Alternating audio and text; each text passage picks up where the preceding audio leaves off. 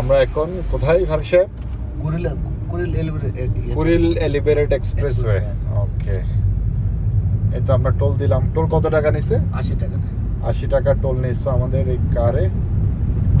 আমরা Kuril elevated expressway হয়ে কোথায় নামবো আমরা? বনানী। আমরা বনানী নামবো এটা দিয়ে। খুব সুন্দর একটা রাস্তা।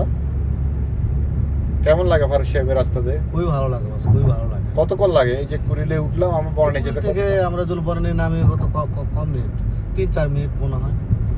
আচ্ছা, এটা কি দেখা যাচ্ছে? এটা কোনটা? এটা হলো বস যে হোটেল রেডিসন। রাইট। এই যে আপনারা দেখতে পাচ্ছেন হোটেল রেডিসন।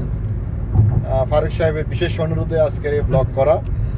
উনি বলেছেন বাংলাদেশের এই সুন্দর রাস্তাটা তুলে ধরতে আমাদের পেজের মধ্য দিয়ে। আমারও সুন্দর লাগছে, দেখেন খুব দারুণ একটা স্পিড মনিটরিং এর ব্যবস্থা আছে এখানে, এবং রাস্তাতে গাড়ি একটা নির্দিষ্ট কি বলে এটাকে স্পিডের মধ্যে চলতে হবে।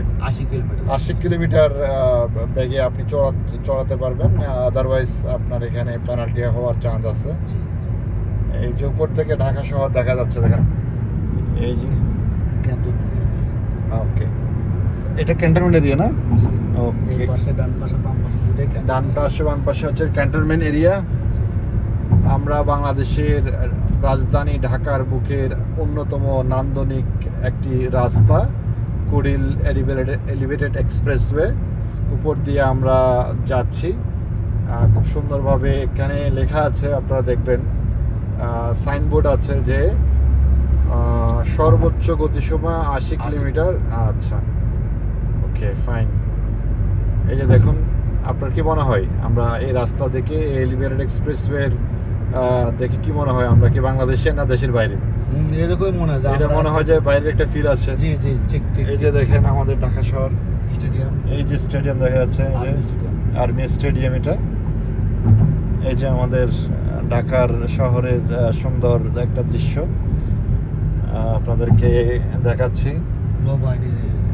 এখানে এটা হচ্ছে নৌবাহিনীর হেডকোয়ার্টারই তো, নৌবাহিনীর সদর দপ্তর। খুব সুন্দর এন্ট্রান্সটা, নৌবাহিনীর সদর দপ্তর। খুব নান্দনিক একটা রাস্তা করেছে, এবং এখানে স্টাফ কোয়ার্টার আছে। এই যে আমরা এখন নেমে পড়বো বনানীতে। বনানীর কাছাকাছি আমরা চলে আসছি। এখানে পাশে মাছরাঙা টেলিভিশনের অফিস, এবং আমরা এখন নিচে নামছি। আমরা এখন এলিভেটেড এক্সপ্রেসওয়ে থেকে ঢাকার সড়কে বনানীতে হয়ে আমরা যাব গুলশানের দিকে। এরকম লাগলো তো, কয় মিনিট লাগলো? 5 মিনিট লাগলো না?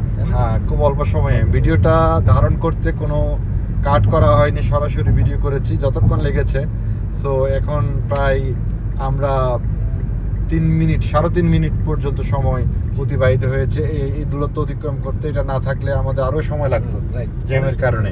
তো এই এলিভেটেড এক্সপ্রেসওয়ে আসলে আমাদের জীবনটাকে অনেক সহজ করে দিয়েছে, এবং আমরা আসলে খুব উপকৃত হচ্ছি এই ধরনের সরকারের উন্নয়ন কর্মকাণ্ডের জন্য।